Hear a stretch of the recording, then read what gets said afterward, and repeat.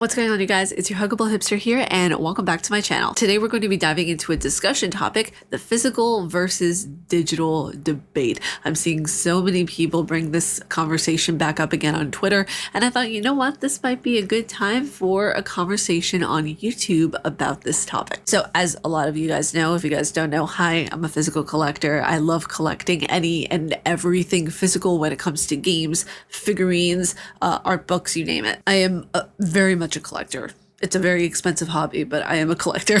When talking about this subject, I know that a lot of people have very heavy-handed opinions. So if you are said person that has very heavy-handed opinion like myself, all I ask is that when you are commenting, just be respectful of others' opinions and my own. Okay, thanks. Let's continue on. Now, I'm going to be utilizing several examples to showcase my point of why I feel like physical is definitely the way to go. I feel like there are benefits to digital copies, don't get me wrong, but I feel like physical copies, there's nothing like that physical touch, the you know, like, just that was creepier than I thought it was going to be. It'll look better in post-production. It's just better overall. I love physical copies because I can see my collection. I can see the amount of money that I spend all the time on video games. In all seriousness, I can see my collection. I can see the hard work and the love and the dedication and the growth of the marketing that they made for these discs. Hold on, I want to show you guys something. Now, when it comes to a lot of like how the marketing is done in general for a lot of cases, I'm not sure if you guys have noticed this, but instead of taking it to the green bar the way they normally did with Xbox games, they put the logo and everything all the way up top. So if you notice over here, you don't see that green band. There used to be a green band that would cover it over here. Let me show you guys for a better reference. No green bands. When you don't see one that's a green band, you know that it's meant for the Xbox Series X. Even though it states here, hey, look, Xbox Series X, it was still in production with the old cases for Xbox One. It's something I noticed whenever I got the Series X and I got different games. I was like, I wonder why they changed the marketing. It's for new consoles. But if you go back to the way back and you see the progression that they made from the first Xbox to what we have now, this was an original. Look at the difference. Look at the difference in how the marketing changed for the cases, for the game. Look how chonky this boy is. Well, not chonky, but look how much taller it is in comparison. It changed so much, and this is one of the reasons why I love collecting physical copies, because you get to see that growth. You get to see the journey of the cases and the growth of the history. Going from literally like the blue side logo to the white side logo, I honestly feel like the white is way more aesthetically pleasing, and the blue is great. It shows the history. It shows where the marketing first took place. It shows the historicity of it. But I feel like the white is just, it looks a little more seamless. I mean, look at the packaging of this, right? Soak it in. Hold on a second. Soak it in. Soak it in, soak it in, soak it in, right? This looks just okay. Like, I love the cyberpunk picture. We're not talking about that, okay?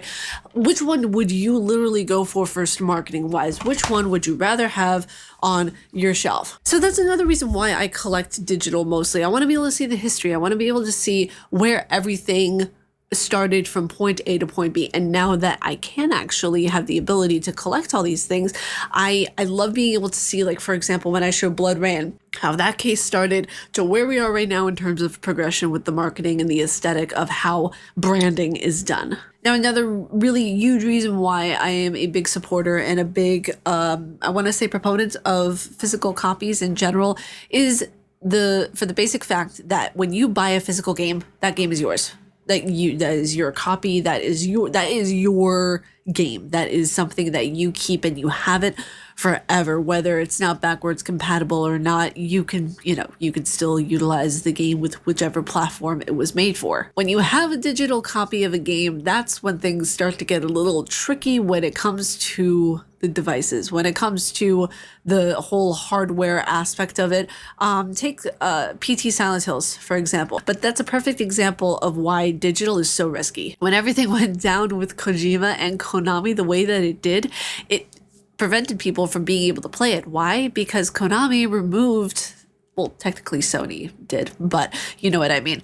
It was removed from the storefront, and people like myself or other people who are just hopping onto PlayStation or just basically hearing about the demo for the first time later on down the road, they could not play the demo anymore. This has been something, I think it happened with Kingdom Hearts games as well. Correct me down in the comments if I'm incorrect on this, but I believe it happened with certain Kingdom Hearts games as well, where people had the Kingdom Hearts games in their library, and for some reason, from what I heard, they deleted it off of the storefront. Sony, that is. Heaven forbid a company that you enjoyed the content from goes out of business or something happens with the company, you still have the disc so you can play the game. If that were digital and their storefront closed and all of their games just went bye-bye and kaput, you wouldn't be able to access any of their games. Digital games don't always offer a permanence in their ecosystem. They don't always offer the guarantee, if you will, that they're going to be sticking around forever, because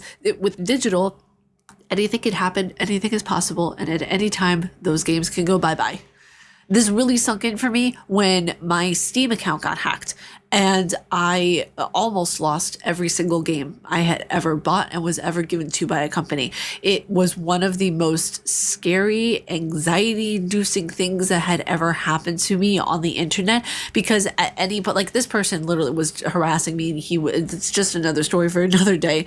But for those of you who do know, yeah, it was scary, and that's one of the reasons why I am, for me personally, I am going to be getting all of the games that I own on Steam as a physical copy. I'm almost there. There's still a few more copies that I need to get that are physical, like Signalis, like Stardew Valley. I want to, even like the simple little games, I want to be able to have physical copies for those, which, it's a very, very important thing for me. There's also no subscriptions that you need for physical games. You just pop in the game and that's it. Although I don't know if that's going to be the case with Redfall.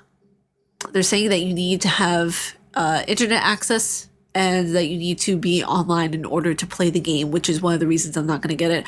If I want to be able to unplug for the day and, unwind and not be in reviewer mode or anything like that, I want to be able to just plop in a game and play it. I don't want to have to worry, oh gosh, am I going to be online? Am I going to be on a server? Anything like that. It's why I'm not a big multiplayer person. I have to really know the person to play any sort of multiplayer game. But yeah, for me personally, that's why I was just like, oh God, why is Redfall doing this? But yeah, you can just unplug. You can, not have to worry about anything like that. That's another big plus for physical copies.